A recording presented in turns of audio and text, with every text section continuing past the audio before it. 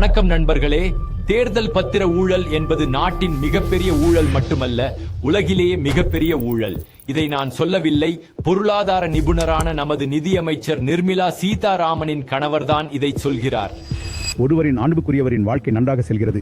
இந்தியாவில் ஒருவர் மிகவும் மோசமாக செல்கிறார். ஒருவரின் காதலியின் வாழ்க்கை மிகவும் மோசமாக செல்கிறது. உள்ளன. கடந்த வீடியோவில் இது எப்படி ஒரு மோசடி அல்ல, மாறாக இது மோசடிகளின் புதையல். அதற்குள் பல பெரிய மோசடிகள் மறைக்கப்பட்டுள்ளன என்பதை நான் உங்களுக்கு சொன்னேன். இது போன்ற சில மோசடிகள். ஜஹபர் நேரடியாக பொது பணத்தை திருடினார்.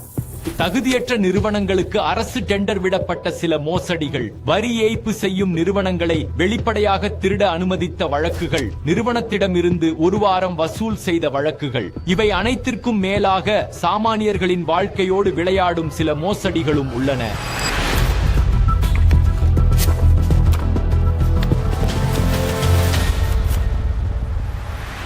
இருக்கிறது.